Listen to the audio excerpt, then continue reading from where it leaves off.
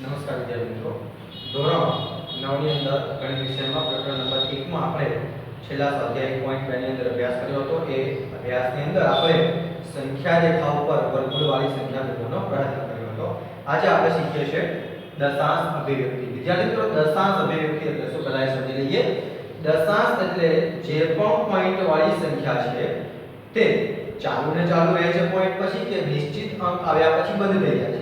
આપણે જ્યારે પણ કોઈ સંખ્યાનો ભાગાકાર કરીએ એટલે કે p/q પ્રક્રિયા, કેવી પ્રક્રિયા? p/q એટલે p ભાગ્યા q પ્રક્રિયા કરવાથી આપણી પાસે બે ઓપ્શન હોય છે. એમાં પહેલો ઓપ્શન છે શેષ શૂન્ય થાય. શેષ શૂન્ય થાય. વિદ્યાર્થી મિત્રો, શેષ જ્યારે શૂન્ય થઈ જાય તો તેવી અભિવ્યક્તિને આપણે શાંત દશાંશ અભિવ્યક્તિ આવું કહીશું. શાંત દશાંશ અને અભિવ્યક્તિ. દાખલા તરીકે હું અત્યારે એમ લખું છું કે 10 ભાગ્યા 2. તો વિદ્યાર્થી મિત્રો, આપણે 10 ભાગ્યા 2 કરીએ. 10 ભાગ્યા 2 તો અહીંયા ભાગ ચાલશે 2 5 10. જવાબ મળશે આપણને, શેષ મળશે આપણને 0. તો વિદ્યાર્થી મિત્રો, એ 5 જે છે એ નિશ્ચિત અંક છે, એ આગળ ચાલતો નથી. તો અહીંયા જે 5 આવ્યો તો 10 ભાગ્યા 2 નું સ્વરૂપ એ કેવું થયું? શાંત દશાંશ અભિવ્યક્તિ સ્વરૂપ, એટલે કે શાંત સ્વરૂપ. આને આપણે ટૂંકમાં શું બોલીશું? શાંત સ્વરૂપ થયું. જો એવો બીજો ઓપ્શન આપણી પાસે છે B કે શેષ શૂન્ય ન થાય. વિદ્યાર્થી મિત્રો, ઘણા દાખલા અથવા ઘણા ભાગાકાર એવા હોય કે આપણી શેષનો જવાબ ક્યારેય 0 ન આવે. એટલે કે ભાગાકારની પ્રક્રિયા કેવી રહે?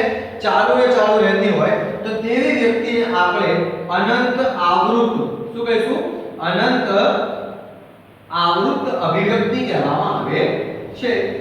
વિદ્યાર્થી મિત્રો, આનું પણ એક ઉદાહરણ જોઈ લઈએ આપણે કે અનંત આવૃત અભિવ્યક્તિ કેવી હોય.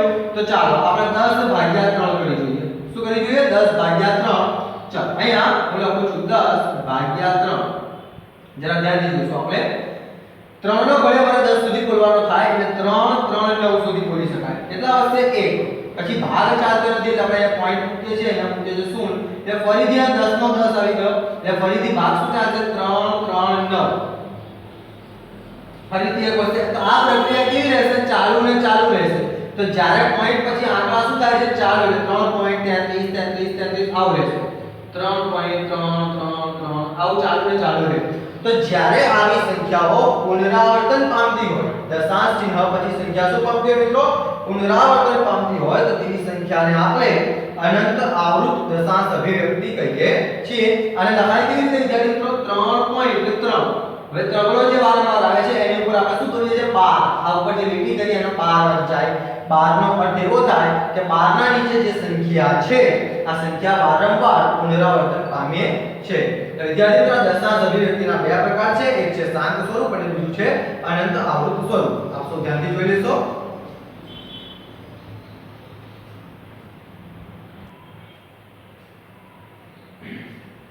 વિદ્યાર્થી મિત્રો, સ્વાધ્યાય 1.3 આપણે અહીંયા શરૂ કરીએ છીએ. સ્વાધ્યાય 1.3 નો પહેલો દાખલો જોઈએ. આપેલ સંખ્યાને દશાંશ સ્વરૂપે લખો અને તેની અભિવ્યક્તિ જણાવો. એટલે કે જે ભાગાકારની પ્રક્રિયા છે, અહીંયા આપણે p/q સ્વરૂપે સંખ્યાઓ આપેલી છે, બે રકમો અહીંયા લખી છે. આ રકમોનો આપણે પહેલા ભાગાકાર કરવાનો છે. એ ભાગાકારનો જવાબ આવે, જે દશાંશ મૂલ્ય આવે, એના ઉપરથી આપણે નક્કી કરવાનું છે કે તે કેવા પ્રકારની અભિવ્યક્તિ દર્શાવે છે.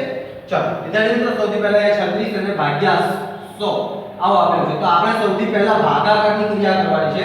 36 ભાગ્યા 100 કરવાના છે. ચલો વિદ્યાર્થી મિત્રો, આપણે 36 ભાગ્યા 100 અહીંયા કરીશું. એટલે કે જે ઉપરની સંખ્યા છે અંદરની તરફ લખાશે. એટલે કે 36 મારે અંદર લખવા પડશે અને 100 મારે બહાર લખવા પડશે.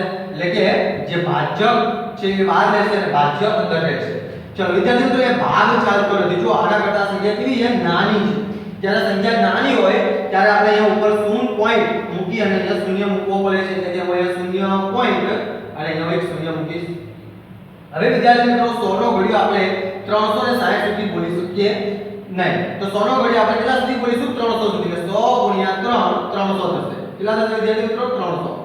બંનેની આપણે બાદબાકી કરીએ છીએ જેમ ભાગાકારમાં કરીએ છીએ તે જ રીતે. અને અહીંયા લખાશે 60. 360 માંથી 300 જતા રહેશે, કેટલા વધશે? 60 વધશે. આ 60 વધ્યા તો ફરીથી અહીંયા ભાગ નથી ચાલતો વિદ્યાર્થી મિત્રો.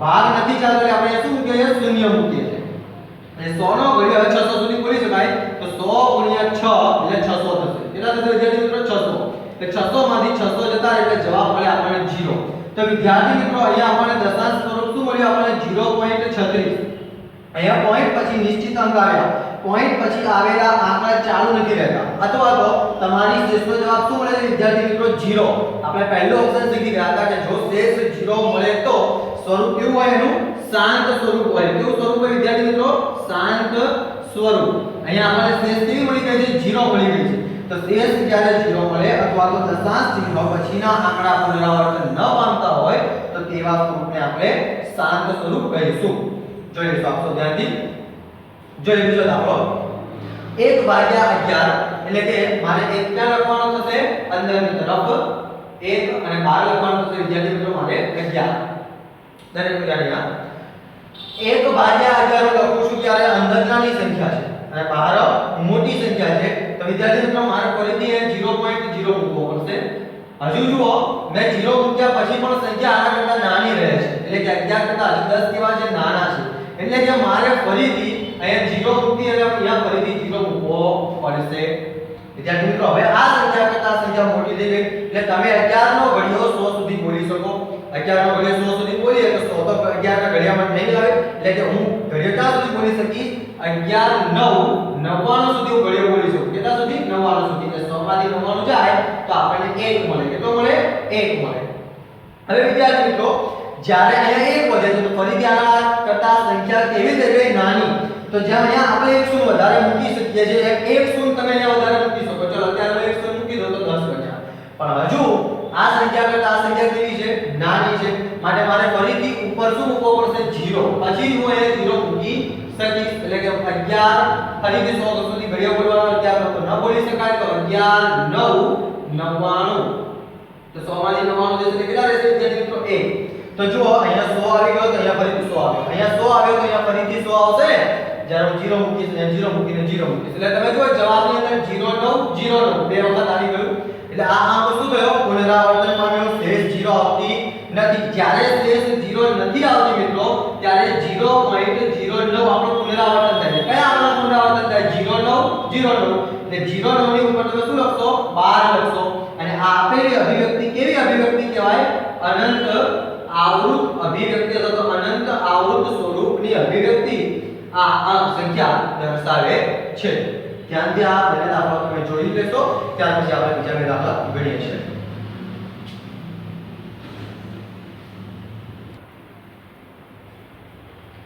જોઈએ અહીંયા આપણે ત્રીજી રકમ 4.1 અષ્ટમાંશ વિદ્યાર્થી મિત્રો જ્યારે પણ તમને આવો પૂર્ણાંક આપેલો હોય કે 4.1 અષ્ટમાંશ તો આને પહેલા શુદ્ધ પૂર્ણાંકમાં તમે ફેરવી દેશો એટલે કે અહીંયા 4 * 8 કરવાના છે જો ન સમજ પડે તો આવું કરશો તમે 4 * 1/8 આવું છે એટલે આ બંનેનો ગુણાકાર થાય અને એનો સરવાળો થશે એટલે 8 4 32 ઉપર 32 થશે અહીંયા અને આ 1 છે એનો ઉમેરો એટલે 33/8 આ 8 ચતુર્થાંશ છે સોરી 4.1 અષ્ટમાંશ છે અને અમે શુદ્ધ પૂર્ણાંકમાં ફેરવશો એટલે 33/8 લખાશે હવે મારે 33/8 કરવા પડશે એટલે કે વિદ્યાર્થી મિત્રો મારે અંદર 33 લખવાના અને બહાર 8 લખવાના ચાલો આપણે 8 નો ઘડિયો 32 સુધી બોલીશું 8 4 32 32 માંથી 33 માંથી 32 જતો રહેશે એટલે કેટલા રહેશે અહીંયા 1 રહેશે હવે ભાગ ચાલતો નથી ભાગ ન ચાલે એટલે આપણે શું કરીએ પોઈન્ટ મૂકી અને અહીંયા શૂન્ય લખીએ છીએ એટલે 4 નો ઘડિયો 10 સુધી બોલીશું તો 8 નો ઘડિયો 10 સુધી બોલીશું એટલે 8 1 8 અને 8 2 16 થઈ જાય એટલે 8 1 8 કેટલા વધશે મિત્રો 2 વધશે 2 માં આપણે શું મૂકીશું 0 મૂકીશું ચલો 8 નો ઘડિયો 20 સુધી બોલી શકાય તો 8 2 16 અને 8 3 તો 24 થઈ જાય એટલે હું અહીંયા 8 2 16 લખી દઉં કેટલા વધશે મિત્રો 4 વધશે 4 વધશે તો અહીંયા હું 0 મૂકી શકીશ તો 8 નો ઘડિયો 40 સુધી બોલો તો 8 5 40 મળે તો જવાબ શું મળશે આપણને 0 શેષ શું મળ્યો આપણને વિદ્યાર્થી મિત્રો અહીંયા શેષ આપણને 0 મળી જવાબ શું મળ્યો 4.125 તો અહીંયા કોઈ આપણો પુનરાવર્તન નથી પામતો શેષ પણ આપણને 0 મળી ગઈ તો કેવું સ્વરૂપ કહેવાય વિદ્યાર્થી મિત્રો શાંત સ્વરૂપ આપણે આને કહીશું ચાલો ત્યાર પછી આ દાખલા તમે ધ્યાનથી ગણીશું કારણ કે આપણે અહીંયા અપૂર્ણાંક અને પૂર્ણાંક બંને સાથે આપેલું છે એને ફેરવવાનું છે પહેલા એટલા માટે. ચલો ચોથો દાખલાની અંદર આપણે જોઈએ 3/13. એ મારે પહેલા ભાગાકાર કરવો પડશે. કોનો ભાગાકાર કરવો પડે? 13 અને 3 નો. એટલે મારે 3 અંદર રાખવાના અને 13 બહાર રાખવાના. ચલો વિદ્યાર્થી મિત્રો, બહારની સંખ્યા મોટી છે અને અંદરની સંખ્યા કેવી છે? નાની છે. તો આવા સમયે આપણે શું કરીએ છીએ? ઉપર 0 અને અહીંયા પોઈન્ટ મૂકી દઈએ છીએ. એટલે અહીંયા શું મૂકવાનું છે? 0. એટલે 13 નો ઘડિયો હું 30 સુધી બોલું. 13 1 13 13 2 26 અને 13 3 તો 39 થઈ જાય. એટલે 13 2 26. 30 માંથી આપણે 26 ને બાદ કરી દઈએ એટલે આપણને મળે 4. હવે 13 નો ઘડિયો 4 સુધી ન બોલી શકાય એટલે અહીંયા શું મૂકીએ આપણે 0. એટલે 13 નો ઘડિયો આપણે 40 સુધી બોલીએ તો 13 3 39 થઈ જાય વિદ્યાર્થી મિત્રો. અને 40 માંથી 39 તમે બાદ કરો એટલે મળે શું આપણને 1. ચલો હવે આપણે ભાગ ચલાવી શકતા નથી. ભાગ ન ચલાવી શકીએ ત્યારે આપણે શું કરીએ છીએ વિદ્યાર્થી મિત્રો? અહીંયા મૂકી દઈએ છીએ 0. ચાલો હજુ પણ આ સંખ્યા કેવી છે? નાની છે. નાની સંખ્યા હોય ત્યારે આપણે ફરીથી ઉપર 0 મૂકવો પડે અને નીચે 0 મૂકવું પડે. એટલે કે અહીંયા હું 0 મૂકી દઉં અને નીચે પણ 0 મૂકી દઉં તો 13 નો ઘડિયો મારે આ 100 સુધી બોલવો પડે. એટલે કે 13 5 65 13 6 78 13 7 91 13 × 7 કેટલા થઈ જશે વિદ્યાર્થી મિત્રો? 91. અને જવાબમાં આપણને બાદબાકીમાં કેટલા વધશે? 9 વધશે. હવે અહીંયા તમે ફરીથી 9 આવે છે. અહીંયા 9 આવે તો આપણે ભાગ ચાલતો નથી એટલે ભાગ ન ચાલે એટલે શું મૂકીશું? આપણે 0 મૂકીશું. એટલે 13 નો ઘડિયો 90 સુધી બોલો તો 13 7 91 થઈ જાય. તો 13 6 78. ચાલો હવે 90 માંથી 78 તમે બાદ કરી દેશો એટલે કેટલા રહેશે વિદ્યાર્થી મિત્રો? 12 રહેશે. કેટલા રહેશે? 12. પણ અહીંયા તો જવાબ હજુ આપણને ભાગ ચાલતો નથી. ભાગ ન ચાલે ત્યારે શું મૂકવાની? 0 મૂકવાની.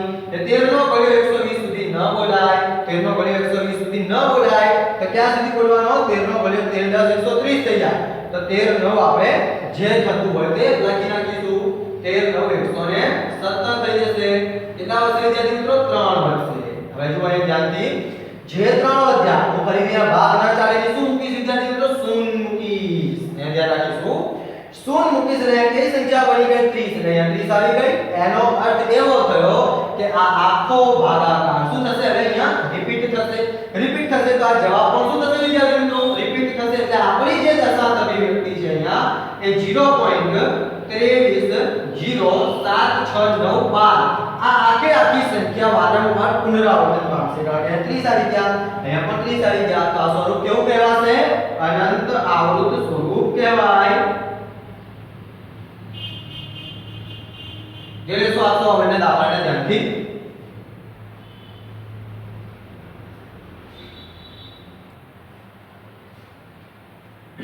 જો વિદ્યાર્થી મિત્રો પાંચમો દાખલો 2/11 એટલે મારે 2 ક્યાં લખવાના? અંદર લખવાના અને 11 લખવાના બહાર. પહેલા ભાગાકાર કરવાનો છે કારણ કે પહેલા આપણે દશાંશ સ્વરૂપે આ સંખ્યાને લખવાની છે. ચલો વિદ્યાર્થી મિત્રો અહીંયા 11 મોટી સંખ્યા છે, 2 નાની સંખ્યા છે, ભાગ ચાલશે નહીં એટલે પહેલા હું મૂકી દઈશ 0.0. 11 નો ઘડિયો 20 સુધી બોલવાનો એટલે 11 1 11 11 22 થઈ જાય. તો ભાગ ચાલશે 11 1 11 20 માંથી 11 જતા રહેશે એટલે આપણને મળશે 9. વિદ્યાર્થી મિત્રો હવે ભાગ ચાલતો નથી. ભાગ નથી ચાલતો એટલે આપણે અહીંયા શૂન્ય અંક મૂકી શકીશું. 11 નો ઘડિયો 90 સુધી ન બોલાય તો 11 નો ઘડિયો 11 8 88 સુધી બોલાય. 90 માંથી કેટલા જતા રહેશે? 88 જતા રહેશે એટલે કે 2 રહેશે. ફરીથી જો અહીંયા 2 આવે છે, અહીંયા 2 છે એટલે ભાગ ન ચાલે એની મારે શું મૂકવી પડશે? 0. એટલે 11 નો ઘડિયો 20 સુધી બોલવાના પ્રયત્ન કરીએ તો 11 1 11 ભાગ ચાલશે. ફરીથી કેટલા વધશે? 2 વધશે. ફરીથી ભાગ ન ચાલે એટલે કે આપણે શું ફરીથી ભાગ નથી ચાલતો એટલા માટે આપણે અહીંયા 11 આવશે વિદ્યાર્થી મિત્રો. એટલે અહીંયા 8 વધશે. 11 અહીંયા 8 વધે છે, 9 વધશે. 9 વધે ત્યારે અહીંયા ફરીથી આપણે 0 મૂકી દઈશું. 11 8 88 થઈ જશે. એટલે જો વિદ્યાર્થી મિત્રો શેષ 0 આવતી નથી. શેષ 0 નથી આવતી ને ઉપરની સંખ્યા શું થાય છે? પુનરાવર્તન પામે છે. કઈ સંખ્યા પુનરાવર્તન પામે છે? તો 18 એટલે કે 0.18 આ 18 પુનરાવર્તન પામતા હોવાથી આપણે ઉપર 12 લખીશું અને એના જવાબમાં આપણે લખીશું કે અનંત આવૃત સ્વરૂપ છે. અનંત આવૃત સ્વરૂપ છે। ચાલો વિદ્યાર્થી મિત્રો છઠ્ઠા દાખલામાં જોઈએ 329 ભાગ્યા 400 329 ને 400 વડે દ્વારા ભાગવાના છે। જોઈએ 329 ભાગ્યા 400 આપણે પહેલા કરી દઈશું 329 ભાગ્યા 400। ચલો વિદ્યાર્થી મિત્રો ફરીથી બહારની સંખ્યા કેવી છે મોટી છે અંદરની સંખ્યા નાની છે એટલે ભાગ ચાલતો નથી। જ્યારે પણ ભાગ નથી ચાલતો ત્યારે આપણે ઉપર 0 પોઈન્ટ મૂકીએ અને અહીંયા 0 મૂકીએ છીએ એટલે આપણે 400 નો ઘડિયો 3200 ને 90 સુધી બોલવાનો તો 400 ના ઘડિયામાં 3200 પર આવી જશે 8 4 32 એટલે 400 ગુણ્યા 8 3200 થાય 3200 કેટલા આવશે અહીંયા 3200 માં 90 માંથી 3200 બાદ કરીને આપણે માત્ર 90 વધે। હવે 400 ના ઘડિયામાં 90 આવતા નથી અંદરની સંખ્યા તો નાની છે એટલે ફરીથી મારે શું મૂકવો પડશે 0 મૂકવો પડશે એટલે 400 નો ઘડિયો 900 સુધી બોલો એટલે 900 તો ન આવે 400 ના ઘડિયામાં એટલે 800 આવશે એટલે 400 ગુણ્યા 2 800 થઈ જશે કેટલા આવશે વિદ્યાર્થી મિત્રો 100 હશે 100 વધશે 100 હશે પરંતુ અહીંયા ભાગ ચાલતો નથી ભાગ ન ચાલતો ત્યારે આપણે 0 મૂકી શકીએ છીએ એટલે 400 નો ઘડિયો 1000 સુધી બોલો તો 400 ના ઘડિયામાં 1000 ન આવે તો 400 ગુણ્યા 2 800 બોલી શકાય। ચાલો 800 બોલીશું તો કેટલા આવશે વિદ્યાર્થી મિત્રો 200 વધશે 200 વધશે તો 400 નો ઘડિયો 200 માં સુધી બોલી શકીશું નહીં માટે આપણે અહીં મૂકીશું 0 એટલે 400 નો ઘડિયો 2000 સુધી બોલો તો 400 ગુણ્યા 5 2000 થાય તો તે શું મળી વિદ્યાર્થી મિત્રો આપણને 0 માટે અહીં 0.8225 એક નિશ્ચિત અંક આવી ગયો માટે આ કેવું સ્વરૂપ થશે વિદ્યાર્થી મિત્રો શાંત સ્વરૂપ ગણાશે। આ 6 દાખલા તમે ધ્યાનથી પુનરાવર્તન કરજો જેથી કરીને આપણે પ્રેક્ટિસ થી આ દાખલાઓ વધુ ને વધુ આવડતા બનતા જાય। જોઈ લેશો ધ્યાનથી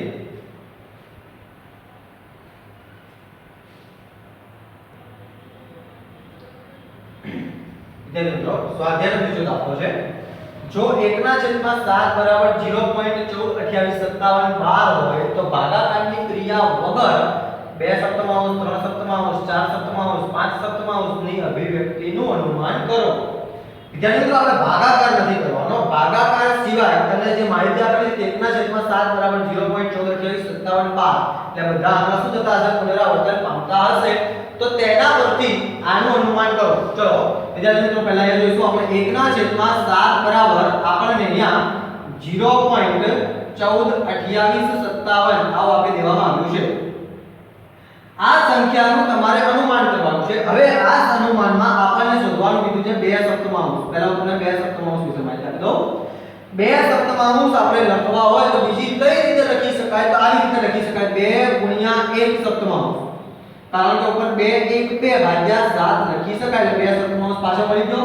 વિદ્યાર્થી મિત્રો એ બગડો વધારાનો છે પરંતુ 1 સપ્તમાંશની કિંમત તમને કેટલી આપેલી છે 14 28 57 બાર એટલે હું બગડો એકનો એક રહેવા દઉં અને એની સાથે 1 સપ્તમાંશનો જવાબ મને શું મળ્યો છે 0.142857 બાર એટલે આ સંખ્યાને જો હું 2 વડે ગુણી દઉં તો મને 2 સપ્તમાંશનો જવાબ અહીંયા મને મળી જશે। જોઈએ વિદ્યાર્થી મિત્રો 0.142857 નો ગુણાકાર તમારે 2 વડે કરવાનો છે। ચલો 2 વડે ગુણાકાર કરીશ એટલે 2 7 14 ચોકડો વત્તી 1 2 5 10 ને 11 એકડો વત્તી 1 2 8 16 ને 17 નો સાતડો વત્તી 1 2 2 4 ને 1 5 2 4 8 અને 2 1 2 0 અને 0 તો વિદ્યાર્થી મિત્રો મને શું જવાબ મળ્યો 0.285714 એટલે હું જો આ સંખ્યા 2 સપ્તમાંશનો ભાગાકાર કર્યો નથી ભાગાકાર વગર મને જવાબ મળી ગયો 0.285714 બાર અહીંયા ઉપર 12 છે મળે અહીંયા ઉપર શું મળશે આપણને 12 એટલે આની આ સંખ્યા અહીંયા 2 સપ્તમાંશના ભાગાકારમાં પુનરાવર્તન પામતી હશે। જોઈએ વિદ્યાર્થી મિત્રો આગળ 3 સપ્તમાંશ ચાલો અહીંયા હું લખી દઉં છું 3 સપ્તમાંશ 3 સપ્તમાંશ મારે બીજી રીતે લખવો હોય તો કેવી રીતે લખી શકાય તો 3 ગુણ્યા 1 સપ્તમાંશ વિદ્યાર્થી મિત્રો 3 ગુણ્યા 1 સપ્તમાંશનો જવાબ તમને રકમમાં પણ આપેલો છે શું આપેલો છે 0.142857 આ જવાબ તમને આપેલો છે મારે 142857 ને કેટલા વડે ગુણવાના 3 વડે ચાલો આપણે 142857 ને 3 વડે ગુણી લઈએ ચલો 3 7 21 નો એકડો વત્તી 2 5 3 15 ને 17 નો સાતડો વત્તી 1 8 3 24 ને 25 નો પાંચડો વત્તી 2 3 2 6 ને 2 8 3 4 12 નો બગડો વત્તી 1 3 1 3 ને 4 4 3 1 ને 4 અને આગળ 0 પોઈન્ટ મળશે એટલે જવાબ શું મળ્યો વિદ્યાર્થી મિત્રો આપણે 0.4257 અને ઉપર થઈ જશે 12 વિદ્યાર્થી મિત્રો એક આંકડો લખવાનો રહી ગયો છે 42 85 અને 71 12 વિદ્યાર્થી મિત્રો આ મળી ગયો આપણને 2 સપ્તમાંશ અને 3 સપ્તમાંશનો જવાબ સેમ આવી રીતે આપણે 4 સપ્તમાંશ અને 5 સપ્તમાંશનો જવાબ મેળવી લઈએ જોઈએ